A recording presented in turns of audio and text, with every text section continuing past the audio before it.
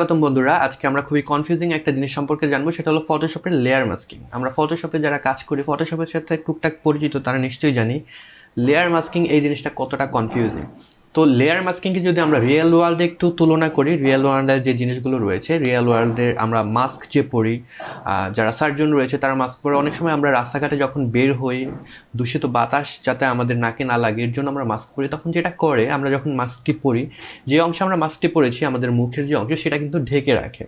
তো ফটোশপে কনসেপ্টটা সেম, আমরা যে অংশে মাস্ক করব সেই অংশে আমরা সেটাকে ঢেকে রাখতে পারবো কিংবা সেটাকে উন্মোচিত করতে পারবো। তবে সেটি নিয়ন্ত্রিত হয় দুটো প্রপার্টিস দ্বারা, একটা হলো হোয়াইট কালার আর একটা হলো ব্ল্যাক কালার।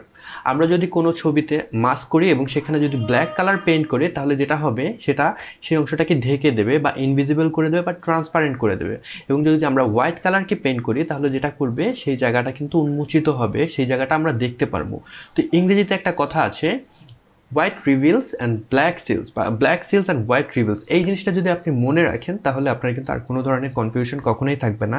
আপনি যখনই ফটোশপে যাবেন, এই জিনিসটা সবসময় মনে রাখবেন, ব্ল্যাক সিলস হোয়াইট রিভিলস, তার মানে ব্ল্যাক কী করে সিল করে, মানে ঢেকে দেয়, এবং হোয়াইট রিভিলস তার মানে হোয়াইট কালার যেটা, সেটা উন্মোচিত করে। তো আমরা যদি ফটোশপে একটু এক্সাম্পল দেখি, এখানে আমি একটি সলিড কালারের একটি ব্যাকগ্রাউন্ড নিয়ে নিয়েছি, এটার সাথে অলরেডি একটা মাস্ক আছে। আমি এটাকে জাস্ট ডিলিট করে দিই যাতে আপনারা বুঝতে পারেন কীভাবে মাস্ক নিতে হয়। তো এই যে লেয়ারটি আছে, এই লেয়ারের সাথে যদি আমি একটি মাস্ক কানেক্ট করতে চাই, যেটি করতে হবে, এবার নিচে যে মাস্কের বাটনটি আছে এটিকে সিলেক্ট করে দেন আমি যদি এটার উপর একটি ক্লিক করি, তাহলে এখানে কিন্তু আমার একটি মাস্ক সংযুক্ত হয়ে গিয়েছে। তো এখানে হোয়াইট কালার আছে বিধায় আমি এই যে আমার সলিড কালারের যে ব্যাকগ্রাউন্ড সেটিকে আমি দেখতে পাচ্ছি। তবে আমি এটিকে সিলেক্ট করে যদি কন্ট্রোল আই প্রেস করি বা ইনভার্ট করে দিই, তাহলে কিন্তু এখানে ব্ল্যাক কালার হয়ে যাবে এবং আমাদের এখানে যে ব্যাকগ্রাউন্ডটা সেটা কিন্তু ইনভিজিবল হয়ে যাবে, ট্রান্সপারেন্ট হয়ে যাবে। তো এই জিনিসটা আমরা নিয়ন্ত্রিত অবস্থায় করতে পারবো সিলেকশন ইউজ করে। আমরা যদি কোনো নির্দিষ্ট অংশকে ট্রান্সপারেন্ট করতে চাই বা মুছে দিতে চাই, যেটি করতে হবে আমাদের একটি সিলেকশন তৈরি করতে হবে।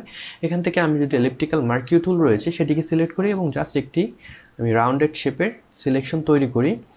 এখন আমি এই মাস্কটির উপরে যদি ব্ল্যাক কালারকে পেইন্ট করি, এখানে যদি আপনাদের অন্যান্য কালার থেকে থাকে, আপনাদের যেটি করতে হবে জাস্ট ডি প্রেস করবেন, তাহলে এটি রিসেট হয়ে যাবে।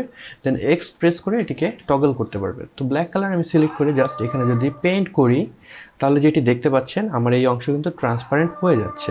তো এখন এই অংশটা কিন্তু আমি যদি মুভ করি, তাহলে দেখতে পারবেন এই মাঝখানের এই অংশটা কিন্তু ফাঁকা। আদতে কিন্তু এই অংশটা ফাঁকা না, আমি মাস্ক করে এই যে ব্যাকগ্রাউন্ড এখানে ইনফরমেশন দিয়ে দিচ্ছি যে আমার এই অংশটিকে আপনি শো করবেন না। আমি যদি মাস্কটিকে ডিজেবল করে দিই, তাহলে যেটি আপনারা দেখতে পারবেন, জাস্ট আমি যদি শিফট প্রেস করে এখানে ক্লিক করে, তাহলে ডিজেবল হয়ে যাবে, তাহলে দেখতে পারবো আমার কিন্তু জিনিসটা আছে।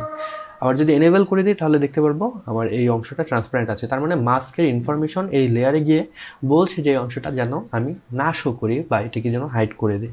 তো এটি হলো মাস্কিংয়ের বেসিক কনসেপ্ট। যদি আমরা আরেকটি এক্সাম্পল দেখি, তো এই এক্সাম্পলটি দেখার আগে আমি একটা ছোট ব্রেক নিয়ে নিতে চাই আপনাদের কাছে, যে আমার নতুন একটি গ্রাফিক ডিজাইনের কোর্স চালু হতে যাচ্ছে আগামী 9 তারিখ থেকে 7 তারিখ পর্যন্ত রেজিস্ট্রেশন ওপেন আছে। তো সেটিতে আপনারা চাইলে কিন্তু অ্যাডমিট হয়ে যেতে পারেন। সেখানে আমরা খুবই অল্প কয়েকজন লোক মিলে আমরা আড্ডা দিই, আমরা আড্ডার ছলে ছলে ডিজাইনের বিভিন্ন জিনিস শিখি। তো আশা করি আপনি যদি অ্যাডমিট হন, আপনার এখান থেকে অনেক উপকার হবে। উপরে আমি একটি লিঙ্ক দিয়ে দিচ্ছি, এখান থেকে আপনি পুরো যে ইনফরমেশন কোর্সে সেটি জেনে নিতে পারবেন। তো আমরা আবার টিউটোরিয়ালে ব্যাক করি। তো এইখানে আপনি একজন মানুষের ছবি দেখতে পাচ্ছেন এবং সলিড একটা ব্যাকগ্রাউন্ড আছে। তো আমি যদি চাই এই ব্যাকগ্রাউন্ডটাকে রিমুভ করব, যেটা করতে হবে, প্রথমে আমার ব্যাকগ্রাউন্ডের একটা সিলেকশন তৈরি করতে হবে। সেটি আমি বিভিন্নভাবে করতে পারবো। এখানে ফটোশপে স্পেশালি সিলেকশনের অনেকগুলো টুল রয়েছে। এর ভিতরে এখানে যদি যাই, আমাদের লেসার টুল রয়েছে। লেসার টুল জাস্ট ক্লিক করে যদি আমরা ড্র্যাগ করি, আমাদের মানে ড্র্যাগিংয়ের সময় আমাদের সিলেকশনটা অনেক প্রিসাইজ হতে হবে, তাহলে আমরা লেসার টুল ইউজ করতে পারবো। তো আমরা এখান থেকে পলিগন লেসার টুল, এটা হলো আমাদের ক্লিক করে করে পয়েন্ট নিয়ে নিয়ে আমাদের সিলেকশন তৈরি করতে হবে। তো এইভাবেও আমরা সিলেকশন তৈরি করতে পারবো। আরও আমাদের টুল রয়েছে, সেগুলোতে আমরা না যাই, কারণ এই যে সিলেকশন এটা খুবই ইজি একটা সিলেকশন। আমরা যদি এখান থেকে কুইক সিলেকশন টুল নেই, তাহলে কিন্তু খুব ইজিলি এটাকে সিলেক্ট করতে পারবো। আমরা যদি এই ব্যক্তি রয়েছে তাকে সিলেক্ট করতে চাই, জাস্ট তার এখানে আমরা ক্লিক করে তাকে সিলেক্ট করে নিতে পারবো। ড্র্যাগ করলেই হবে, যেহেতু আমার সলিড কালারের একটা ব্যাকগ্রাউন্ড, তাহলে আমার কিন্তু প্রবলেম হচ্ছে না। এখানে আমার এই অংশটা বাদ পড়ে গিয়েছে। অথবা আমি শুধু ব্যাকগ্রাউন্ডটাকে যদি ট্যাপ করে দেন আপনার ইনভার্স করে নিতাম, তাহলেও হতো আমার। তো আমার মোটামুটি একটা ফেয়ার সিলেকশন হয়ে গিয়েছে। এখন যেটি করতে হবে, এই সিলেকশনটি থাকা অবস্থায় আমি এখন যদি এখানে আমাদের মাস্কের যে অংশ রয়েছে এখানে ক্লিক করি, তাহলে ওয়ালা আমার ব্যাকগ্রাউন্ডটা কিন্তু চলে গেল। তো এখানে আপনি দেখতে পাবেন আমাদের যে মাস্কের ছবিটা যদি দেখেন, আমার যে সাবজেক্ট রয়েছে সেই সাবজেক্টের অংশ কিন্তু হোয়াইট কালার আছে। হোয়াইট কী করে, রিভিল করে, এর জন্য সাবজেক্টকে আমি দেখতে পাচ্ছি, এবং আমার যে ব্যাকগ্রাউন্ড রয়েছে সেটি ব্ল্যাক কালারের আছে। ব্ল্যাক কী করে, সিল করে দেয় বা ঢেকে দেয়, এর জন্য এই ব্ল্যাক অংশটা আমাদের ট্রান্সপারেন্ট হয়ে গিয়েছে এবং সেই অংশটা আমি দেখতে পাচ্ছি না।